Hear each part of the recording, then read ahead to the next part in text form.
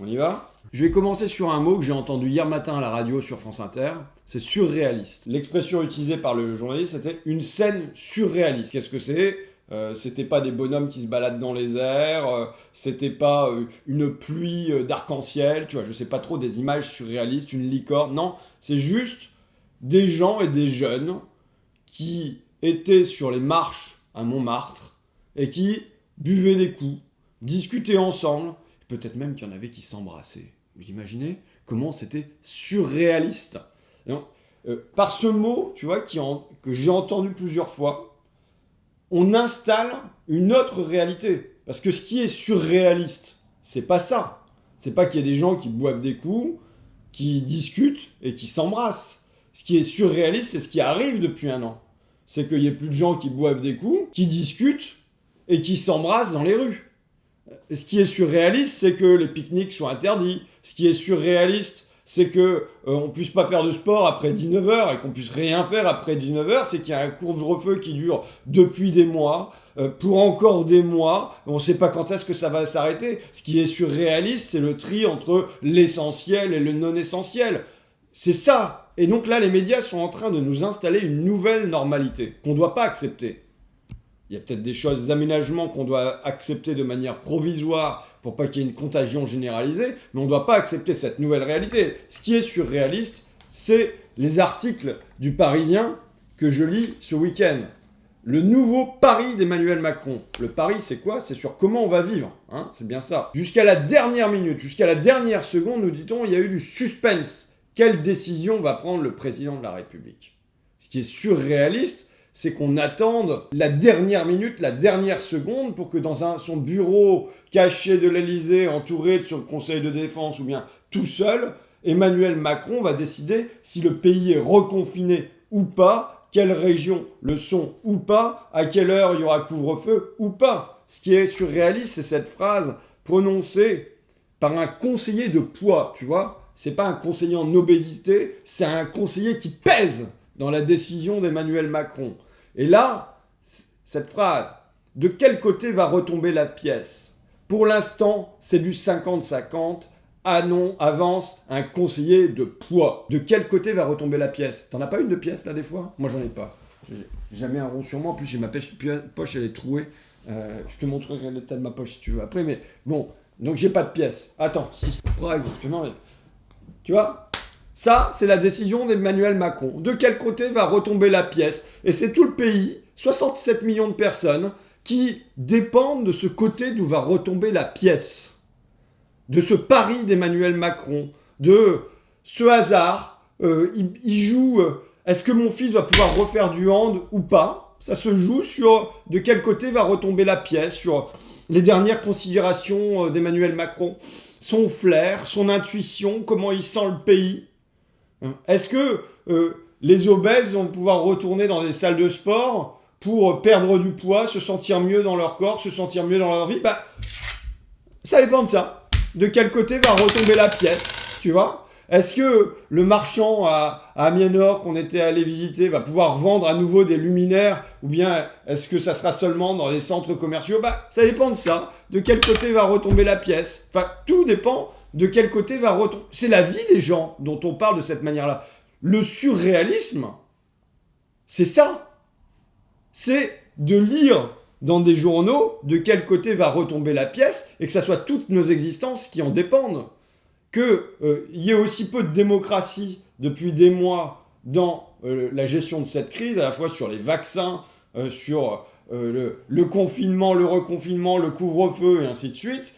Qu'est-ce qu'on fait du sport pendant ce temps-là? Les lieux de culture fermés depuis des mois et pour encore des semaines, les cinémas, les théâtres, c'est ça qui est surréaliste, tu vois. Et donc, voilà, aussi peu de démocratie, tout entre les mains d'un seul homme. On est suspendu à ses lèvres. Qu'est-ce qui va décider pour nous? Ce qui est surréaliste, c'est la décision placée comme ça entre les mains d'un seul homme. On est suspendu à ses lèvres. On se demande ce qui va se décider pour le commerce, la culture, le sport, les écoles, les lycées, le travail. Bon, enfin, il va y avoir, nous dit-on, un débat à l'Assemblée nationale. Tu vois, ça va être le premier débat sur la gestion de la crise sanitaire. Je mets plein de guillemets à débat.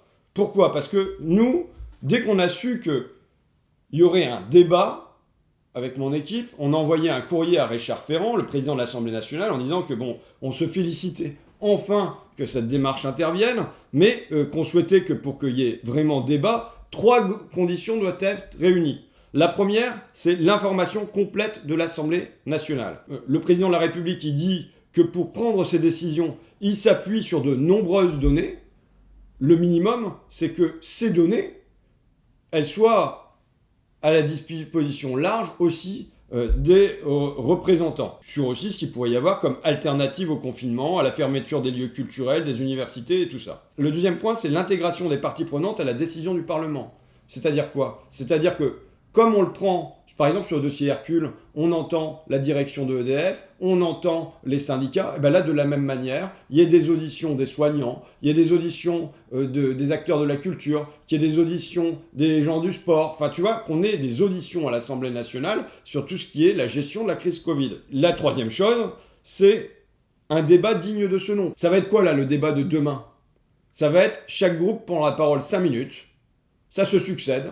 Le Premier ministre va faire une réponse globale et c'est terminé, il n'y aura même pas de vote, tu vois. Alors que quand on a un texte, par exemple, on a eu un texte nul, mais enfin quand même, sur les assistantes maternelles la semaine dernière, il y a des amendements, il y a des discussions et tout ça, ça échange entre les groupes un petit peu. Là, il n'y aura pas ça. C'est chacun dans son couloir, c'est 5 minutes et c'est tout, point barre. Alors Ferrand, il nous a répondu, j'observe en tout état de cause que l'Assemblée nationale a été toujours continuellement et dûment informée du suivi de la gestion de l'épidémie par le gouvernement, par les moyens multiples prévus tant par la Constitution que par le règlement de l'Assemblée nationale et ainsi de suite. Bon. En vérité, ce qui se passe, c'est une autodémission de l'Assemblée nationale depuis le début de la gestion du Covid. C'est pas surprenant parce que l'Assemblée, elle s'autodémissionne, elle se met au service du président, elle devient une chambre d'enregistrement de ses désirs depuis le début du mandat, mais là c'est particulièrement criant quand tous les 6 mois, en gros, on renouvelle un état d'urgence qui dit « Bon, débrouillez-vous, vous avez les pleins pouvoirs, ça ne nous regarde plus ».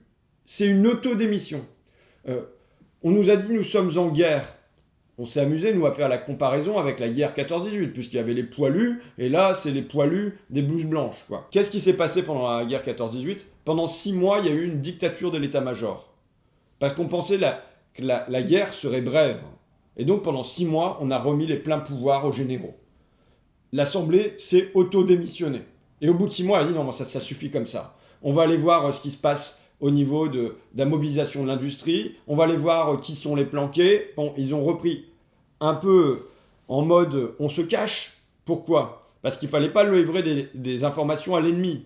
Donc, les débats, ils étaient plutôt en commission qu'à l'intérieur de l'hémicycle. Là, le virus... Je sais pas, mais je pense pas qu'ils nous espionnent, tu vois. On n'a pas encore dessiné les yeux et les oreilles du Covid-19. Donc, normalement, on doit pouvoir parler librement à l'intérieur de l'hémicycle, échanger sur les vaccins, échanger sur les masques, échanger sur qu'est-ce qu'on peut faire dehors, et échanger sur le couvre-feu. On doit pouvoir échanger tout ça sans qu'on craigne l'espionnage. Or, c'est tout l'inverse qui se passe, on reste dans une dictature de l'état-major, et on peut bien parler de ça, de dictature de l'état-major, quand c'est un conseil de défense, et qu'en vérité, on se comporte comme s'il y avait une guerre avec un adversaire, et que les décisions étaient hyper resserrées, ne le sont pas filtrées autrement que par les conseillers de poids dans la presse, comment se prennent les décisions de l'exécutif, tu vois. À chaque fois, quand ils prennent ce genre de truc-là, t'as qu'à regarder, qu'est-ce qu'ils font ? Ils le font en se planquant derrière les soignants. Pourquoi il va visiter l'hôpital de Poissy ? Il faut dire « Ah, c'est pour vous ». Et d'ailleurs, c'est dans la presse, là. Il fallait donner des gages aux soignants exténués. Tu vois ? C'est les soignants qui lui ont demandé « Allez, on ferme un peu le robinet des libertés ». Parce que c'est comme ça qu'on nous en a parlé à l'Assemblée nationale. Le rapporteur sur l'état d'urgence dit « Bah voilà, qu'est-ce que vous voulez ? Quand il y a beaucoup de cas, on ferme un peu le robinet, c'est le confinement. Quand ça commence à aller mieux, on rouvre un peu le robinet, c'est le déconfinement. Et voilà, c'est comme ça qu'on use de nos libertés dans la patrie des droits de l'homme, la France. Et c'est au nom des soignants que ça se fait. Mais il y a des soignants qui sont aujourd'hui révoltés par cette manière de faire, de se planquer derrière les médecins pour prendre des décisions sur nos libertés. De ne pas répondre sur les soins, mais de tout répondre sur les attestations, le couvre-feu, enfermez-vous, et ainsi de suite. On a Laura, médecin en service Covid. Elle nous raconte comment elle en sut, pendant le premier confinement, mais aujourd'hui encore, dans son service. Mais elle dit « J'ai parfois des moments de révolte sur le monde que l'on est en train de créer. Je ne supporte plus cette idée de culpabilité portée sur les gens, sur la circulation du virus. Avez-vous entendu cette histoire sur les joueurs du 15 de France ? On cherche un coupable. Qui a fauté ? On cherche, on fouille, on montre du doigt celui qui est allé voir le match de son fils, celui qui a mangé une glace avec ses collègues. Dans quel monde vit-on ? » Et elle a cette phrase « Notre rôle est de soigner les malades, pas de juger les vivants. Notre rôle est de sauver des vies, pas de dicter la vie. » On en a un paquet comme ça, de soignants qui ne supportent plus de servir de caution au pouvoir. Laura qui poursuit « La vie, ne nous habituons pas à vivre comme ça. Une vie où nous valorisons le repli sur soi, la peur de l'autre, l'enfermement. Une vie où chaque déplacement, chaque rencontre doit être justifié. » J'ai Naïla, ma sœur kinésithérapeute à l'hôpital. « Le travail ne manque pas, même en période non-Covid. Ce qui nous fait tenir, c'est notre vie à côté. Voir nos amis, notre famille, aller au musée, au cinéma, au bar, au restaurant, faire du sport en salle ou dehors en groupe, décompresser pour de vrai quand on peut enfin prendre des vacances. Oui, le Covid est un virus, avec des conséquences pouvant être graves ou pas. Oui, la contagiosité est plutôt longue, mais il va falloir s'y habituer. On ne peut pas l'éradiquer. Et ce discours moralisateur et culpabilisant de « si vous ne faites pas attention, vous êtes des dangers pour les autres. Si vous ne respectez pas les gestes barrières, vous ne respectez pas la soignant. » Stop ! Kevin, ambulancier urgentiste, donc qui a mené de multiples interventions Covid, qui dit que culpabiliser la population, c'est vraiment la chose la plus atroce qu'on puisse faire pour diviser la société, et qui voudrait faire participer tout le monde en réouvrant le débat. Florian, médecin urgentiste, nous ne voulons pas que les librairies ferment, nous voulons des lits d'hospitalisation, nous ne voulons pas que les plages soient interdites, nous voulons des soignants, nous ne voulons pas de confinement le week-end, nous voulons pouvoir rendre visite à nos aînés chez eux ou dans leur maison de retraite, nous ne voulons pas d'une dictature sanitaire, nous voulons retrouver une protection sociale. On a Fadi, médecin urgentiste. Le roi Soleil gouverne seul dans son délire de monarque, persuadé de tout savoir et de mieux savoir. Seulement ce n'est pas le cas. Un banquier n'est pas un médecin, et il n'y comprendra jamais rien. Le corps médical n'a jamais demandé de telles privations de liberté. La santé mentale de nos patients se dégrade de jour en jour. Les retards de prise en charge s'accumulent, les retards diagnostiques également, tout comme des chirurgies programmées. Le gouvernement utilise ce phénomène de saturation des hôpitaux pour justifier des mesures liberticides et infondées. Bon, Léa, infirmière urgentiste. L'absence totale de mesures en faveur de l'hôpital et la persistance des mesures de restriction, privation de liberté de l'ensemble de la population relèvent de l'inadmissible. Elle dit voilà, merci pendant le premier confinement aux gens qui se sont enfermés chez eux, mais un an après, c'est plus acceptable. Je ne blâmerai personne de ne pas respecter le couvre-feu, le confinement. Les gens ne respectant pas ces mesures ne sont en rien responsables de la souffrance des soignants sur leur lieu d'exercice. Les seuls responsables sont nos dirigeants qui s'affairent méthodiquement à la casse du système de santé publique. Et là, elle dit aux dirigeants, bafouez le principe même de démocratie, confinez la population, mais ne le faites pas en mon nom. Bon, j'en ai encore un paquet comme ça. Faut répéter les évidences. Depuis un an, que demandaient les soignants ? 50% de lits de réanimation en plus pour arriver à 8000 lits. Combien en plus ? 0. Et 0 à Amiens aussi, où on demandait 16 lits pérennes de plus. Les internes, spécialistes en réanimation. Que demandaient les soignants ? Ils demandaient 60 postes au niveau national d'internes en plus. C'est pas énorme, tu vois, 60 postes. Combien en plus ? 0. Et ce que disent les médecins urgentistes, c'est que si jamais il y avait eu des internes, qu'on avait décidé d'en mettre 60 en plus en septembre en formation, ils auraient été... Comme en alternance, ils auraient fait le boulot dans les hôpitaux. Et ça aurait permis de relever le niveau de la digue. Et la moindre vague aurait pas risqué de nous submerger avec derrière couvre-feu, confinement et ainsi de suite. Mon truc, c'est de dire, il n'y a pas de stratégie. Ils n'ont pas de stratégie. Tu vois là, on reconfine, mais pourquoi ? Juste pour colmater, bricoler, mais pas en se disant, bon, c'est une étape. Et l'étape d'après, ça va être la réouverture, parce que on aura passé un cap, voilà, il y a une autre phase qui va s'arriver. Non, il n'y a pas de stratégie. Et en même temps, en disant ça, je me trompe. Parce que je pense qu'ils ont profondément une stratégie. Ce n'est pas une stratégie sanitaire. Mais c'est une stratégie pour avancer dans leur politique. C'est-à-dire que dans un premier temps, le Covid les a déstabilisés. Ils mettaient en cause le libéralisme. Pourquoi ? Fin du libre-échange, on ne peut plus circuler normalement, ça les a bouleversés. Et dans un deuxième temps, ils ont vu comment ils pouvaient en tirer un effet d'aubaine. Je vais prendre un truc qui est ma petite obsession du moment et vous m'entendrez le répéter encore dans les semaines à venir. Au fond, l'un de leurs objectifs, c'est d'éliminer le corps de l'espace public. On a envoyé la police pour détruire les corps, tu vois. qui a installé une peur dans le corps, la peur de se faire éborgner, la peur de se faire mutiler, la peur de se faire chasser, et qui, sur les ronds-points dans les campagnes, envoyait les bulldozers pour libérer le terrain et chasser ça. Une fois que ça a été fait, le Covid vient finalement introduire une peur de l'intérieur. On l'utilise comme un effet d'aubaine pour chasser les corps de l'espace social, pour chasser les corps de l'espace public.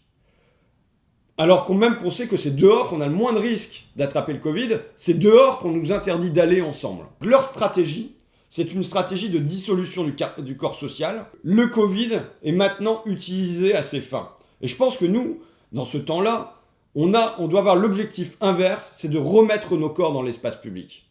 On doit reprendre l'espace public avec nos corps. Et je dirais qu'on est dans un temps ils ont tellement réduit nos libertés que maintenant, faire du beach volley sur l'espace public, c'est un acte révolutionnaire.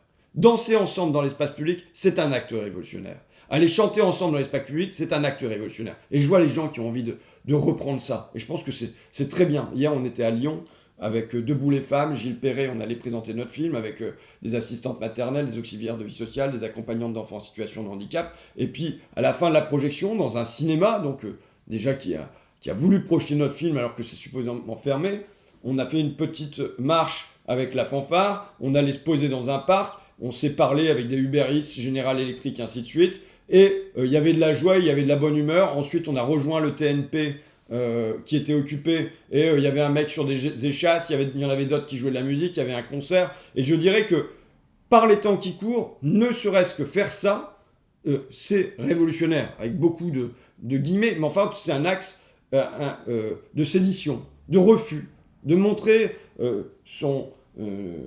dire non au pouvoir là qui veut qu'on n'occupe plus l'espace public, qu'on reste chacun de nous confiné chez soi. Et je pense que maintenant, il faut être dans la réoccupation. Alors, moi je dirais, j'ai vu qu'il y avait un carnaval qui se déroulait à Marseille, où il y a du monde qui est sorti comme ça, tu vois, le carnaval c'est révolutionnaire. D'abord, le carnaval c'est révolutionnaire.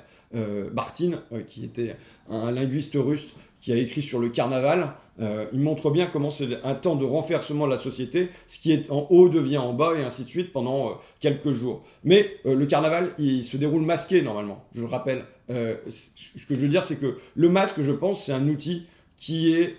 alors, les anti-masques, ils m'en verront ce qu'ils veulent, mais c'est un outil qui a une réalité quand les gens sont proches les uns des autres. Il faut pas le nier. Bon, je termine avec un moment où nos ancêtres ont mis leur corps dans l'espace public. Et d'ailleurs, c'est leur corps qui ont payé aussi. C'est la Commune. On a en fait là les 150 ans. J'ai deux sources. Alors il y a les BD de Tardy, il y a toute une iconographie sur la... Mais moi j'ai les bouquins d'Henri Guillemin. Cette curieuse guerre de 1870, la capitulation, l'avènement de Monsieur Thiers. Il y en a un quatrième qu'on n'a pas retrouvé pour l'instant à Fakir. Mais alors je sais qu'il y a plein d'autres sources, mais moi c'est ce que j'ai lu. L'origine de la Commune est patriotique. Ça, c'est un truc que la gauche, elle veut pas trop entendre, la gauche libertaire et tout ça. Mais c'est une origine patriotique. Le premier soulèvement des Parisiens, c'est de refuser la défaite contre la Prusse. Et en fait, t'as la bourgeoisie qui a fui Paris, ou qui y est encore, mais qui, elle, veut la défaite. C'est 40 avant l'heure. En 40, c'était plutôt Hitler que le Front Populaire. Et là, c'est quoi ? C'est plutôt la Prusse qu'un nouveau Valmy. Parce que la bourgeoisie française, ou les aristocrates, ils ont encore le souvenir de ce qui s'est passé en 1792. C'est-à-dire que la victoire contre la Prusse en 1792, elle était quoi ? Elle était le début d'un élan populaire qui a transformé la révolution bourgeoise en une révolution républicaine, en une révolution démocratique, profondément démocratique. Et ils ne veulent pas ça. Et là, la bourgeoisie, à ce moment-là, préfère Bismarck à Gambetta. Elle préfère capituler que gagner ou que se battre avec les Parisiens qui, derrière, si jamais ils parviennent à reprendre du terrain, après le départ de Napoléon III, vont avoir des aspirations sociales, vont avoir des aspirations démocratiques qu'il ne faut pas avoir. J'aime beaucoup les fresques de Guillemin, 1848-1871. Je suis moins fan de ses biographies, bien souvent, où des fois, je le trouve un petit peu mesquin. Mais grand écrivain, grand historien, grande plume. Autre grande plume sur la Commune. Et c'est le moment de le relire, tant qu'à faire. Tu as lu Vallès ou pas ? Le Bachelier, j'aime beaucoup. Il se passe pas grand-chose. Mais voilà, j'aime beaucoup voilà, cette désespérance qui naît de vouloir devenir quelque chose et d'être condamné en permanence à la médiocrité. Et là, le récit de la Commune par Jules Vallès, qui, pour toute sa trilogie, l'écriture de sa trilogie, est en exil à Londres, hein, il a dû partir à Londres. La dédicace de Vallès aux morts de 1871, à tous ceux qui, victimes de l'injustice sociale, prirent les armes contre un monde mal fait et formèrent, sous le drapeau de la Commune, la grande fédération des douleurs. Je dédie ce livre, Jules Vallès. Je lis le début, parce que Vallès, c'est non seulement un révolté, mais c'est aussi une immense plume. Je pense que c'est Céline avant l'heure. C'est peut-être vrai que je suis un lâche, ainsi que l'on dit sous l'Odéon les bolets rouges et les talons noirs. Voilà des semaines que je suis pion, et je ne ressens ni un chagrin ni une douleur. Je ne suis pas irrité et je n'ai point honte. J'avais insulté les faillots de collège. Il paraît que les haricots sont meilleurs dans ce pays-ci, car j'en avale des plâtés et je lèche et relèche l'assiette. En plein silence de réfectoire, l'autre jour, j'ai crié comme jadis chez Richefeu « Garçon, encore une portion !» Tout le monde s'est retourné et l'on a ri. J'ai ri aussi. Je suis en train de gagner l'insouciance des galériens, le cynisme des prisonniers, de me faire à bon bagne, de noyer mon cœur dans une chopine d'abondance. Je vais aimer mon oge. J'ai eu faim si longtemps, j'ai si souvent serré mes côtes pour étouffer cette faim qui grognait et mordait mes entrailles. J'ai tant de fois brossé mon ventre sans faire reluire l'espoir d'un dîner que je trouve une volupté d'ours couché dans une treille à pommader de sauce chaude mes boyaux secs. C'est presque la joie d'une blessure guérie à chatouiller. Donc là, il explique comment sa faim est repue, mais comment il y a un risque pour lui de se contenter, de se vautrer là-dedans, de plus espérer aller décrocher les étoiles et de juste plonger le nez dans son oge. Et la Commune va le tirer vers le haut et le ramener aussi vers les étoiles. Parce que je ne crois pas qu'on fasse des révoltes comme ça seulement pour le ventre, on les fait aussi pour les étoiles. La Révolution est une fête. Qui disait ça? C'est Lucien Febvre, je crois, et à propos de la Commune d'ailleurs. Henri Lefebvre, voilà. C'est pas Lucien Febvre, excusez-moi. C'était Henri Lefebvre qui a publié un petit livre qu'il faudrait que je retrouve parce que je l'ai perdu, qui s'appelle « La Révolution est une fête ».